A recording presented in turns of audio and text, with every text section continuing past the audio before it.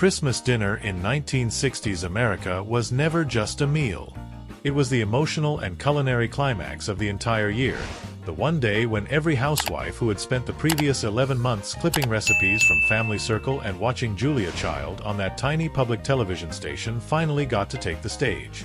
Long before the sun came up on Christmas morning, the house was already awake and conspiring. The percolator gurgled like it was gossiping. The oven clicked on with that metallic sigh every General Electric wall unit made, and somewhere in the basement the sump pump kicked in because, of course, the day you needed every burner on the stove was the same day the drains decided to stage a sit-in. Mom had been planning this since the day after Thanksgiving, when the stores still had paper bells hanging from the ceiling and the muzak was playing Percy Faith instead of whatever rock and roll nightmare the teenagers were listening to now. She had her master list written in ink on the back of an old envelope, because spiral notebooks were for school, not serious business. The turkey had been chosen weeks earlier, a monstrous tom that looked like it had been bench-pressing Buicks in its spare time. It sat in the refrigerator taking up the space normally reserved for milk, orange juice, and Dad's beer, wrapped in its original paper and staring accusingly every time someone opened the door for a slice of Velveeta. Christmas Eve itself was strangely quiet by comparison, almost reverent. After the last present was wrapped with drugstore paper and whatever ribbon hadn't been used to tie up the dog the year before, the family went to bed early because tomorrow was going to be a full-contact sport. Some families went to midnight mass and came home smelling of incense and wool coats. Others attended the early service so the kids could get back to shaking boxes under the tree.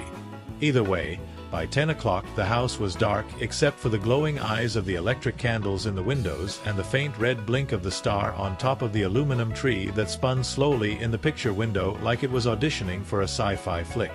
Then came Christmas morning, and the stillness shattered like a dropped ornament. Kids thundered down the stairs in footy pajamas. Parents pretended they had only been awake for 5 minutes instead of 3 hours, and the living room became a blizzard of wrapping paper and ribbon that would still be turning up in sofa cushions the following July. Dad read the Nativity story from the Big Family Bible, the one with the cracked leather cover and the pages that smelled like every Christmas since 1954, and then the real work began. The turkey went into the oven before the last gift was opened.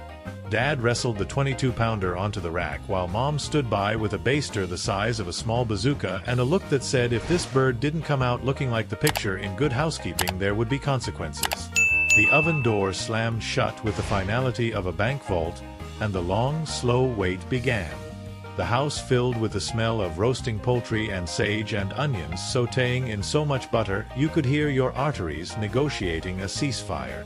While the turkey sacrificed itself, the rest of the meal assembled like a military operation. Celery and onions went into the skillet for the stuffing, a ritual that required an entire stick of margarine because anything less would have been an insult to the pilgrims. Pepperidge Farm herb-seasoned crumbs were the only acceptable base. Using anything else was the culinary equivalent of showing up in plaid pants on Easter Sunday. If your family was feeling particularly daring, a can of oysters might go in, or some chestnuts that nobody actually liked but which added that certain colonial je-ne-sais quoi. The mixture was then stuffed into both ends of the bird with the casual disregard for salmonella that characterized the entire decade. Mashed potatoes were next, peeled the night before and left soaking in cold water so they wouldn't turn gray and ruin everything. 10 pounds for 12 people, because leftovers were not a bug, they were a feature. They went into the pot with enough salt to float an egg and came out steaming and ready for the electric mixer, the one with the 2 beaters that sounded like a jet engine warming up.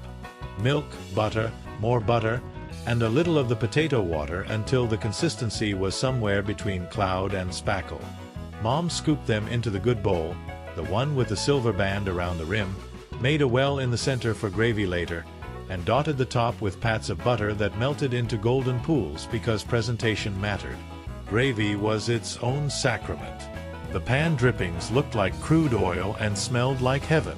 Flour went in, whisked frantically over medium heat until it turned the color of a manila folder, then hot water from the kettle and constant stirring until it either thickened into velvet or formed lumps the size of buckshot. If the latter happened, you just kept smiling and called it country style, while praying nobody noticed. Sweet potatoes came out of the oven candied within an inch of their lives, swimming in brown sugar and butter and topped with marshmallows that puffed up like tiny edible life rafts before collapsing into molten sugar lava. Green bean casserole bubbled away in its Pyrex dish, the cream of mushroom soup and French-cut beans forming the beige base upon which a crown of Durkee fried onions would later be placed like some kind of mid-century culinary tiara.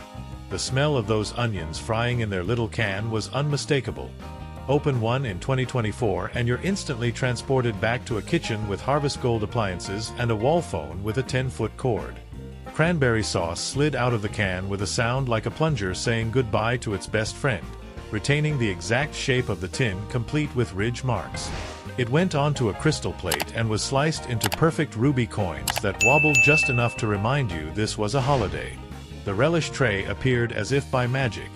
Carrot sticks, celery sticks filled with cream cheese that would later be used as glue by small children, radishes carved into roses because someone's home EC teacher had clearly had too much time on her hands, and the mandatory bowl of black olives that existed solely so every kid at the table could stick them on their fingers and wave 10 little olive puppets around until threatened with no dessert. Somewhere in the chaos, rolls went into the oven, Parka House or brown and serve, the kind that came 12 to a pan and required surgical precision to separate without tearing. When they emerged, steaming and golden, they were immediately brushed with more butter because the concept of enough butter had not yet been invented. The table itself was a production. The leaves went in weeks ago so everyone could get used to walking around them. The good tablecloth came out of the cedar chest smelling of mothballs and nostalgia, and the china that normally lived behind glass was liberated for its twice-yearly appearance. Silverware was polished with that pink paste that smelled like a dentist's office, water glasses were arranged in perfect rows, and cloth napkins were folded into shapes that immediately fell apart the moment a child touched them. By 1 o'clock the house was full of people who had nowhere else to be and no intention of leaving until well after dark. Grandparents arrived smelling of Old Spice and Chantilly, aunts in their Christmas corsages made of plastic holly and tiny bells that jingled when they laughed, uncles with new ties still in the box because changing in the car was easier than hearing about it from their wives. Kids were scrubbed and combed and dressed in outfits that itched in places they didn't know they had, boys in clip-on ties that slowly tightened like boa constrictors, girls in velvet dresses with lace collars that left red welts on their necks for days. The dining room became a United Nations of folding chairs and TV trays for the overflow, and the children's table was set up on a sheet of plywood balanced across 2 sawhorses in the kitchen because equality was still a few decades away. The adults pretended this was a privilege. The kids knew it meant they got the wobbly chairs and the first crack at seconds when nobody was looking. Grace was said by the oldest male present, which meant Grandpa launched into a prayer that started with the baby Jesus and somehow ended up covering the price of gasoline, the importance of supporting the local butcher, and a detailed update on his prostate. By the time he wound down, the butter on the rolls had congealed, but nobody dared move until the final amen echoed off the wood paneling. Then the passing began, a carefully choreographed ballet of dishes moving left to right because that's how Mrs. Post said it was done in 1922 and nobody had dared question her since. You took a modest portion the first time around because eyes were watching, and because Mom had spent 3 days cooking and could weaponize guilt like a surface-to-air missile. Turkey came in irregular slabs because Dad's electric knife had a mind of its own and tended to veer like a drunk driver. Stuffing emerged in clumps that had to be pried out with a serving fork, potatoes were spooned with the precision of a bomb squad, and gravy was ladled with a heavy hand because thin gravy was a character flaw. Conversation flowed in predictable channels. Someone remarked that everything cost twice as much as it did before the war. Someone else countered that wages were higher too, and pretty soon politics reared its ugly head until Grandma changed the subject by asking whether anyone had tried that new salad with the miniature marshmallows and the lime Jell-O.